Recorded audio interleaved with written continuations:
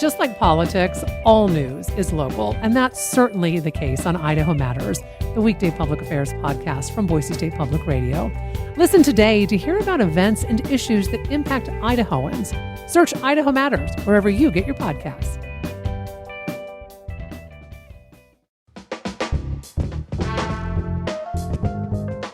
From Boise State Public Radio, this is The Connector. It's Idaho's daily news. Good morning. I'm George Prentice. We will tell you where Idaho state auditors are hand-counting paper ballots today. We've got the latest IRIs. That's the Idaho Reading Indicator for elementary school kids. And we'll tell you how lawmakers over at the State House are taking a deep dive into artificial intelligence. It is Monday, November 18th, and here are today's stories.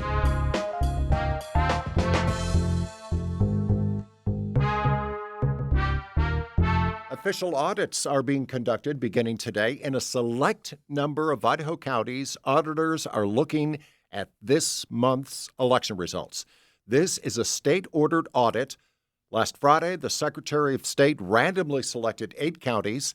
Alphabetically, they are Bear Lake, Bingham, Clearwater, Custer, Elmore, Jerome, Latah, and Minidoka counties. And then within those counties, there will be select precincts that the auditors will be hand-counting paper ballots.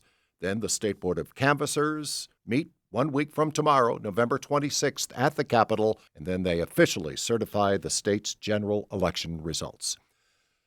The results, now less than 2 weeks old, have triggered some concerns for potential changes under a new Trump administration. In fact, advocacy groups here in the Mountain West say they are preparing to mobilize and respond to the potential of what Trump has promised to be mass deportations. Yvette Fernandez reports. President-elect Donald Trump has vowed to carry out, quote, the largest mass deportation in history. That has national organizations and local advocates fearful and gearing up for the possibility. Leo Murrieta with Make the Road Action recalled what was called Operation Wetback from the 1950s, which deported more than 1 million people, including some with legal status. He spoke during an online news conference. Our communities have seen the failure of state agencies, the failure of municipalities, of institutions of learning, hospitals, and others in law enforcement when they have betrayed immigrant communities in the past and mass deportations have happened. These advocacy groups are calling for local and state agencies like DMVs not to share information with federal immigration enforcement officers. For the Mountain West News Bureau, I'm Yvette Fernandez. Idaho Department of Education officials are pointing to some positive news in early childhood learning. As Troy Oppie reports, new state testing reveals more Idaho elementary school kids are reading at their grade levels, certainly more than in previous years. Kindergarten through third graders take the Idaho Reading Indicator test each fall. Results help educators find students who might need additional support.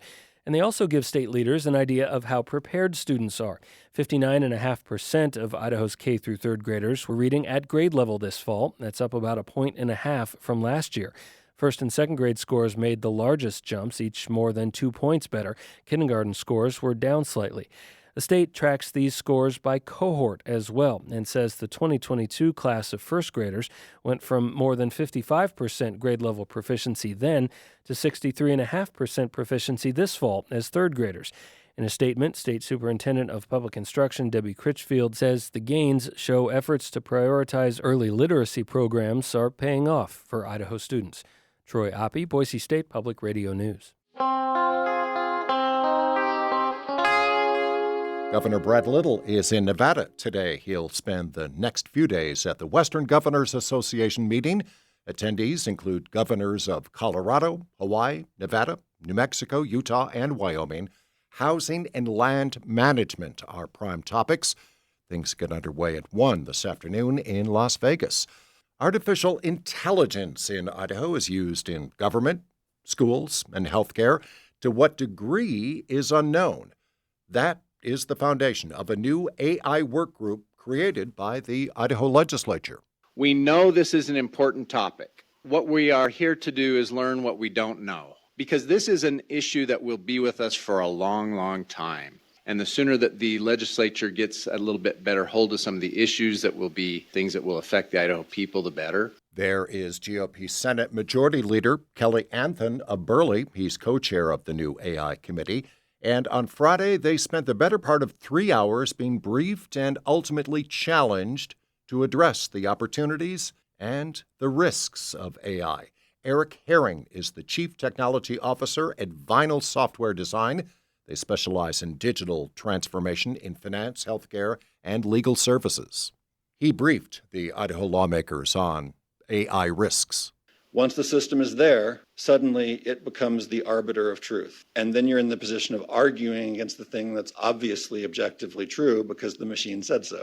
And that's a bad place to be if there's not a robust process to allow humans to intervene when the conclusions are obviously incorrect. And with that, the new AI committee agreed to meet again soon. In fact, before the next legislative session convenes, which will begin in about a month and a half. And that is today's episode of The Connector. I'm George Prentice. We'll see you back here Tuesday. To stay in touch with the news between now and then, check out BoiseStatePublicRadio.org or download the free Boise State Public Radio app and tell your friends about The Connector. And thanks for listening.